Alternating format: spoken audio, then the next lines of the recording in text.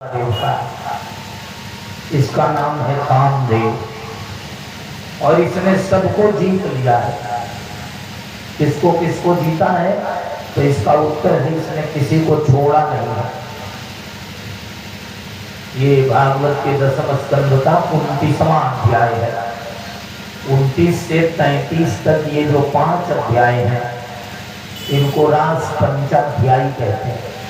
ये रास लीला के 5 अध्याय हैं। पूर्वाचार्यों ने कहा है कि श्रीमद् भागवत संपूर्ण पुराणों का शिरोभाग है, शिरोमणि है और श्रीमद् भागवत का हृदय 10वां स्कंद है। और हृदय में 5 प्राण होते हैं, 5 प्राण रहते हैं हृदय में। तो जो 5 प्राण हैं हृदय में वे ये 5 अध्याय हैं, माने भागवत के ये प्राण हैं।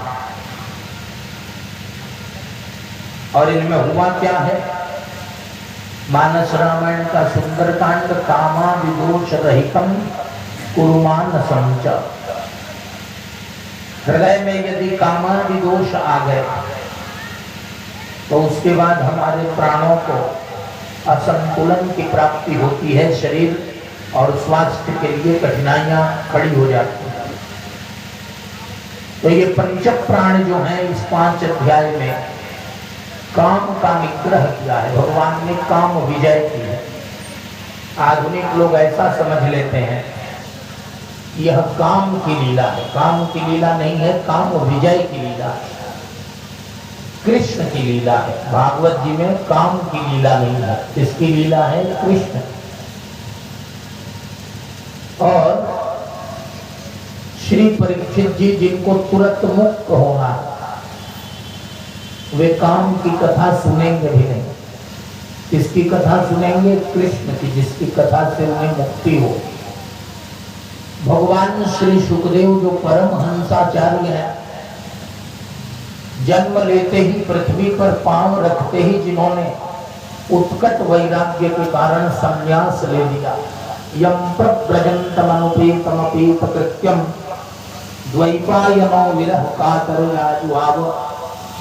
भगवान श्री कृष्ण द्वैपायन वेद व्यास महाभाग उनके पीछे पीछे पीछे पुत्र पुत्र पुत्र कहते हुए पुकारते हुए दौड़ने लगे, लेकिन फिर भी उन्होंने उनकी ओर ध्यान नहीं दिया। ऐसा सर्व संग परित्यागी महात्मा काम की कथा नहीं कह सकता। किसकी कथा कह सकता है? कृष्ण की। और इसलिए इस कथा के आरंभ में श्रीमद् भागवत के भाष्यकार आचार्य श्री श्रीधर स्वामी जी महाभाग ने मंगलाचरण किया है। ब्रह्मादि जगत संरूढ़ दर्प कंदर्प दर्पहा जयति श्रीपतिर गोपी रास मंडल मंडल। प्रभु आप कौन हैं? कहा आप श्रीपति हैं, साक्षात श्रीमन नारायण हैं। श्रीपति का मतलब वैकुंठनाथ भगवान श्रीमन नारायण। और आप गोविंद मंत्र गोपांग नामों के रास मंडल को मंडित कर रहे हैं। क्यों कर रहे हैं? ध्यान रखिएगा, भगवान की आयु कितनी है जागतिक दृष्टि से? 8 वर्षों। रास लीला के समय कल भगवान 7 वर्ष के थे, आज कितने दिनों के हैं? 8 वर्ष। 8 वर्ष की सांसारिक आयु में भगवान ने रास लीला की है। रास लीला क्यों की है? ब्रह्मादि जगत संरूढ़ दर्प कंदर्प दर्पहा। यह कामदेव इतना उद्धत हो गया है, इतना उद्दंड हो गया है कि इसने लोक पितामह श्री ब्रह्मा जी को भी कई बार छकाया है और तो और उनको जीत लिया है। और जीतने के बाद सब जगह दुष्प्रचार भी करता है कि मैंने ब्रह्मा को भी जीत लिया। ब्रह्मादि जगत संरूढ़, ब्रह्मा जी को जीत लेने के दर्प से यह इतना उद्धत हो गया है कि यह किसी को गिनता नहीं इसका अहंकार आकाश को छू रहा है। कामदेव अनियंत्रित हो गया है। गौर से सुनिए सब लोग। जब नियंत्रित काम है तो वह भगवान का स्वरूप है, उसी से सृष्टि बढ़ती है। श्रीमद् भगवद गीता 7वां अध्याय। धर्मा विरुद्धो भूतेषु कामोस्मि भरतर्षभ। हे भरत श्रेष्ठ अर्जुन, धर्म के अविरुद्ध, धर्म के यदि अनुकूल न हो सके तो भगवान ने एक बाउंड्री लाइन, एक लक्ष्मण रेखा बना दी है। धर्मा विरुद्धो भूतेषु, धर्म के अविरुद्ध, यदि अनुकूल नहीं है तो प्रतिकूल नहीं होना, विरुद्ध नहीं होना। धर्म के अविरुद्ध सभी प्राणियों में मैं काम हूं। वह काम तो भगवान ही, जो धर्म के अनुकूल काम है, जो धर्म संगत काम है, वह काम साक्षात भगवान है। और उस काम का फल भी जो प्राप्त होता है वह भगवान ही है। सकल काम दायक भगवान, उत्तरकांड। लेकिन कामदेव जब उद्धत हो जाए, अनियंत्रित हो जाए, उदंड हो जाए, कंदर्प दर्प, तो उसका दलन करने के लिए दर्पहार, उस कामदेव को नियंत्रित करने के लिए, उसके गर्भ का, उसके घमंड को चूर चूर करने के लिए भगवान रास लीला करता है। शरद की रात्रि है और शरदेंदु पूर्णिमा है उस दिन। शरदेंदु माने शरद पूर्णिमा के चंद्र अपनी पूर्ण कलाओं के साथ उदित हैं। शरद पूर्णिमा के दिन माने रात्रि में चंद्र किरणों से साक्षात अमृत का प्रवर्षण होता है।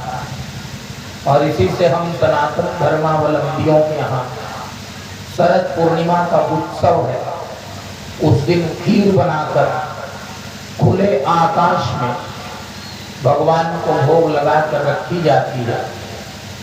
और रात्रि में बहुत देर तक, कम से कम मध्य रात्रि तक वहां उसको छोड़ देने पर चंद्र किरणों के द्वारा प्रवर्षित अमृत का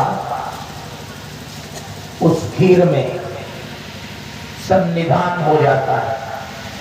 और 1 वर्ष तक उस प्रसाद को ग्रहण करने के बाद 1 वर्ष तक आयु, आरोग्य, सौभाग्य की अभिवृद्धि होती है। प्रकृति देवी अपनी सुषमा से संपन्न है, शोभा से संपन्न है। और शरदेंदु और इधर ब्रजमंडल की प्रकृति, उसके खिले हुए पुष्प, मल्लिका, जूही, चमेली इत्यादि कई पुष्पों का नाम भगवान श्री सुखदेव ने लिया है। उनकी शोभा और बढ़ रही है। भगवान ने देखा और वही कामदेव चहलकदमी कर रहा है यमुना के तट पर। भगवान को देखकर चुनौतीपूर्ण मुस्कान बिखेर रहा है। तो भगवान श्याम सुंदर ने वीक्ष्य रंतुम मनश्चक्रे, उसे देखने के बाद, वीक्ष्य माने देखकर, रंतुम रमणम कर्तुम मनश्चक्रे, रमण करने का मन बनाया। रमण क्या है? लीला। रमण शब्द जो है, रमु क्रीड़ायाम धातु है, इसी से राम शब्द बनता है। भगवान को रमण ही करते हैं। रमु क्रीड़ायाम माने आनंद को उत्पन्न करना। आनंद कैसे उत्पन्न होता है? राम नाम की व्याख्या में हमारे शास्त्रों ने कहा है, रमन्ते योगिनो अस्मिन् इति। जिस तत्व में योगी जन रमण करते हैं, संसार का कोई ऐसा तत्व नहीं जिसमें कोई रमण करे। क्योंकि रमण का अर्थ क्या है? जो अनएंडिंग प्लेजर है, समाप्त होने वाला आनंद नहीं। संसार की किसी वस्तु में आपका मन पहले तो रम ही नहीं सकता, क्योंकि रमना अपने आप में शाश्वत है। और संसार की हर व्यक्ति टेम्पररी है, शाश्वत है नहीं। संसार की प्रत्येक वस्तु में क्षणिक आकर्षण है। यदि स्थायी आकर्षण है तो परमात्मा में ही है। इसलिए सचमुच में यदि किसी को सुख है, सचमुच में यदि किसी को आनंद है, तो वह आनंद कहाँ है? परमात्मा में। श्री काकभूषुंडी जी इस तथ्य का निरूपण करते हैं उत्तर कांड में। सुखी न भयहु अबहि कीनाई। दुनिया में सब जगह घूम लिया, सारे कर्म कर लिए, लेकिन जो सुख यहाँ मिला, वह सुख, जो सुख भगवान की भक्ति में मिला, वह सुख आज तक कहीं मिला ही नहीं था। आज तक माने काकभूषुंडी केवल अपने एक जन्म की बात नहीं कहते, एक कल्प की बात नहीं कहते। यहाँ बसत मोहि सुनुखद ईसा, बीते कल्प 7 अरु 20। 27 कल्पों का अनुभव श्री काकभूषुंडी कह रहे हैं कि सकल कर्म करी थके गोसाई, लेकिन सुखी न भयऊ अबहि कीनाई। ये है भक्ति, ये है रमण। अब आज 7वां दिन है और ये 7 दिन का स्वतंत्र विषय, ऐसा ही होता भी है, लेकिन बहुत सी बातें हैं, बहुत सी औपचारिकताएं हैं। शरद का वर्णन है और वसंत में हम लोग बैठे हैं। कल वर्ष का पहला दिन है हम हिंदुओं की दृष्टि से, और हिंदुओं की दृष्टि से माने सबसे पुराना जो कल है चैत्र शुक्ल प्रतिपदा। प्रतिपदा माने पहली तिथि। उसी तिथि को सृष्टि का निर्माण लोक पितामह श्री ब्रह्मा जी ने किया और प्रकृति अपने अनुकूल हो जाती है।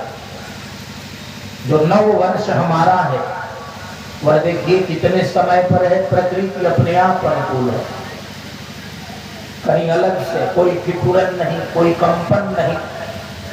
मध्य दिवस अति शीत न घामा, ये बसंत है। मध्याह्न में भी न शीत है न धूप है, बराबर है। और आजकल तो कुछ कहना ही नहीं, और बढ़िया हो गया है। बहुत लोग कह रहे थे कि बहुत ओले पड़े हैं, लेकिन यहाँ तो धूप भी थी, भगवान की ही कृपा है।